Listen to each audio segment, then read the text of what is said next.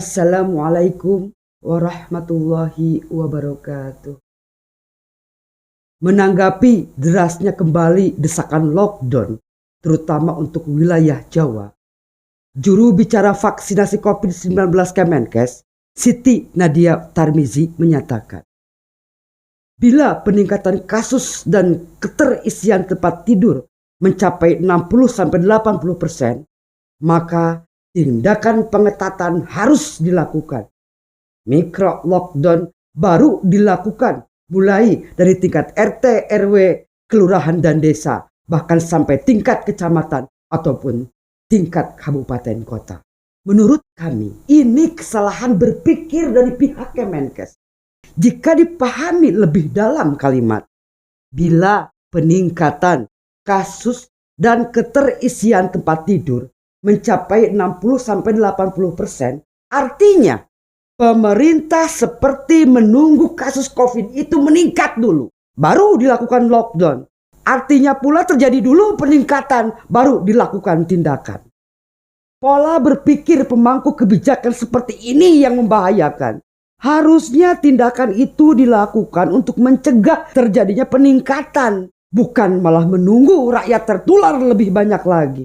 Ini sepertinya kebiasaan birokrat kita yang harus mulai diubah. Menunggu dulu sebuah kejadian baru dilakukan tindakan. Kalau dianalogikan pada kasus pencurian, membiarkan dulu pencuri itu masuk ke rumah, kemudian menggasak semua isi rumah. Setelah semua isi rumah dikuras pencuri, baru deh pencuri itu dikejar sambil teriak ada pencuri. Kalau dianalogikan ke kasus pengeboman misalkan, menunggu dulu pengebom itu meledakkan, kemudian hancur. Setelah meledak, baru sibuk melakukan penangkapan pelaku. Padahal mereka tahu sebelumnya akan ada orang yang mau meledakkan bom. Sama halnya seperti menunggu dulu anak perawan hamil baru ditikahkan. Jika pola pikir ini tidak diubah, masyarakat yang akan menjadi korban. Apakah memang ini yang diinginkan? Masyarakat lebih banyak terpapar dulu, kemudian dilakukan tindakan. Apakah memang itu keinginannya? Dalam penanganan COVID di Indonesia, dari awal selalu menunggu dulu ledakan kasus atau peningkatan kasus. Kemudian dilakukan tindakan. Ini sama dengan membiarkan dulu masyarakat terpapar, kemudian sibuk melakukan penanganan. Filosofi mencegah lebih baik daripada mengobati pun seperti dihindari oleh pihak Kemenkes atau sedia payung sebelum hujan.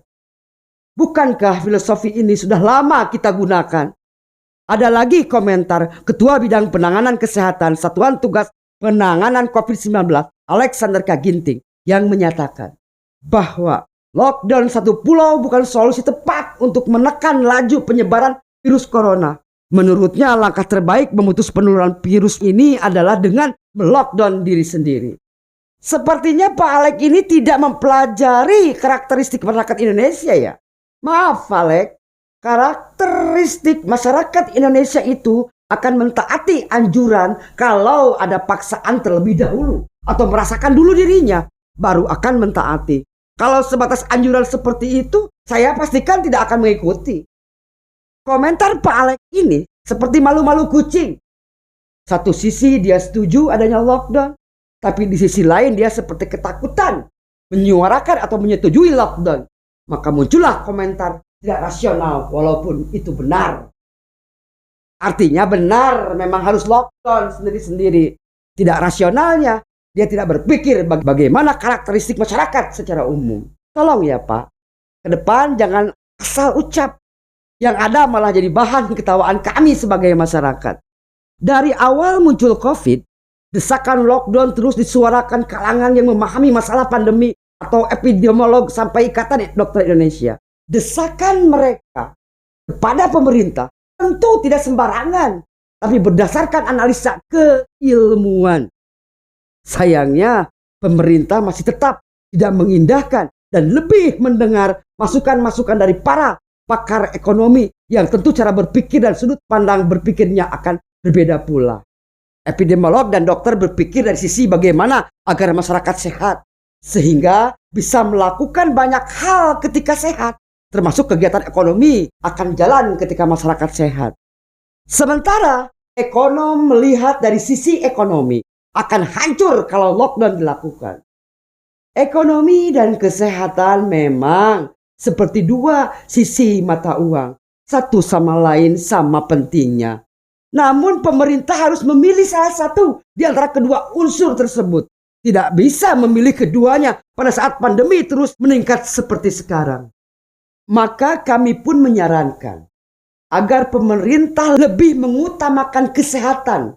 Maka kerahkanlah seluruh kemampuan untuk melakukan lockdown demi melindungi masyarakat yang masih sehat dan menjaga agar pandemi tidak terus bermutasi dan menginfeksi lebih banyak lagi. Kemudian terkait anggaran, hentikan atau hapus dulu anggaran-anggaran non-kesehatan masyarakat yang saat ini tersebar di berbagai kementerian non-kesehatan dan sosial. Seperti pembangunan fisik, pengadaan alutsista, pengembangan industri, dan lainnya. Stop dulu anggaran-anggaran tersebut. Oh, ketika pulih dari kondisi pandemi, ini bisa dilanjutkan. Berbeda dengan nyawa manusia ketika tidak tertolong, maka selesai sudah.